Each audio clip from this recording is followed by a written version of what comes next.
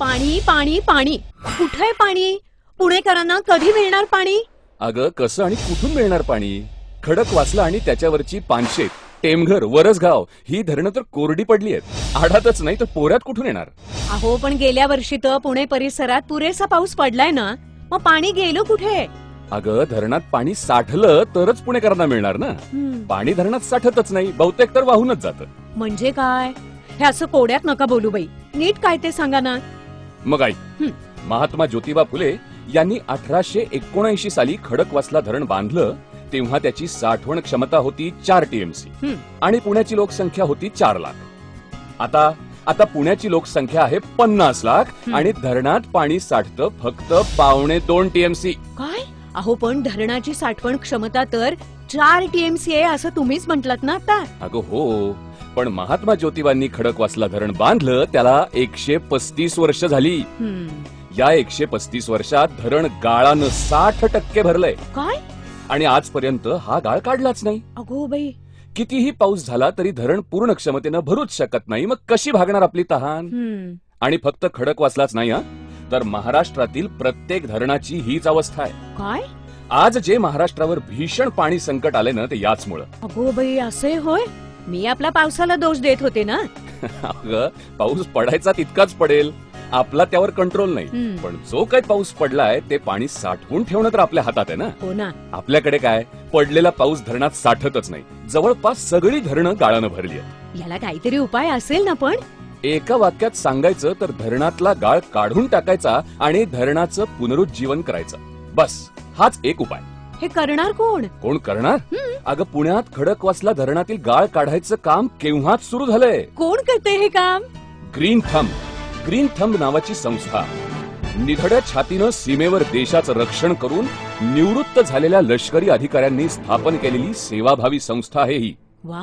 Colonel Suresh Patil, lieutenant colonel Laxman Sathe आणि त्यांचे सहकारी ग्रीन थंब मध्ये आहेत. त्यांनी खडकवासला धरणातील गाळ काढून पुणेकरांची तहान भागवण्यासाठी महात्मा ज्योतिबा फुले पाणी चळवळ अभियान सुरू केलंय. वा. त्यांना Shrimant Dagdusheth Halwai Ganpati trust, Cummins India foundation, Raj foundation, Rasiklal Manikchand Dhariwal foundation अशा अनेक नामवंत संस्थांची साथ लाभली आहे. आपल्या सैन्य दलानं सुद्धा त्यांना मदत केली आहे. वा. ग्रीन थंबनं आतापर्यंत 7 लाख ट्रक पेक्षा अधिक गाळ खडकवासला धरणातून काढला. 7 लाख ट्रक? पण म्हणजे हे काम पूर्ण झालं की काय? अगं ही तर सुरुवात आहे. खडकवासला धरण क्षेत्राच्या दोन्ही बाजूंच्या एकूण 44 किलोमीटर अंतरापर्यंतचा गाळ काढावा लागणार आहे. आणि हा गाळ परत धरणात येऊ नये म्हणून पाणलोट क्षेत्रात 50 लाख झाडं लावायची आहेत. बर.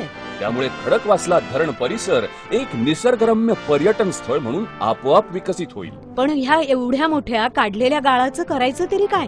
गाळाचं काय करायचं काय विचारतेस? अगं काळं सोनं आहे ते, सुपीक खत आहे.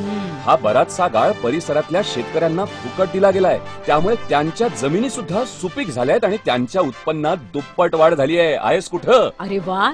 जेव्हा हे काम सगळं पूर्ण होईल ना तेव्हा खरंच खडकवासला धरणाचा अगदी काया पालट होईल नाही? काम मोठं आहेच, पण आपण सगळे पुणेकर यात सहभागी झालो तर काम हा म्हणता पूर्ण होईल. हा हे खरं. हे सगळं आपलंच काम आहे. आपण यात तन मन धनानं सहभागी व्हायला पाहिजे. पण आपण काय करू शकतो बरं? आपण हाऊसिंग सोसायटी, आपलं मित्रमंडळ यांच्यातर्फे वृक्षारोपण करू शकतो. या अवाढव्य कामातील आपला खारीचा वाटा म्हणून आपल्या क्षमतेप्रमाणे आर्थिक भारही उचलू शकतो. दिलेल्या आर्थिक मदतीवर ATG अंतर्गत टॅक्स बेनिफिट सुद्धा मिळणार आहे. एकदा खडकवासला धरणाला भेट द्या म्हणजे झालेला बदल सहज दिसेल तुम्हाला. अगदी खरंय तुमचं. धरणं जगली तरच आपण जगू. मंडळी, तुम्ही सुद्धा ग्रीन थंबनं सुरू केलेल्या या कामात सहभागी व्हा. महाराष्ट्रातली आणि देशातली धरणं अशीच गाळमुक्त केली तर आपला देश सुजलाम सुफलाम होईल. पाणी समस्या औषधाला सुद्धा शिल्लक राहणार नाही. अगदी बरोबर. आणि याची सुरुवात पुण्यातल्या खडकवासला धरणापासून झालीच आहे. आता हे काम भारतभर नेण्यासाठी ग्रीन थंबच्या महात्मा ज्योतिबा फुले पाणी चळवळ अभियानात तुम्ही पण सहभागी व्हा. लक्षात ठेवा, पाणी धरणात असेल तरच शहरं जगतील, कारखान्यांना बांधकामांना पाणी मिळेल. धरणात पाणी असेल तरच शेती पिकेल, देशाला जगवेल. ग्रीन थंबच्या कार्यात सहभागी होण्यासाठी आजच संपर्क साधा. चला करूया जलक्रांती, शेतीमध्ये होईल हरित क्रांती, देशामध्ये अर्थक्रांती. महात्मा ज्योतिबा फुले पाणी चळवळ अभियान.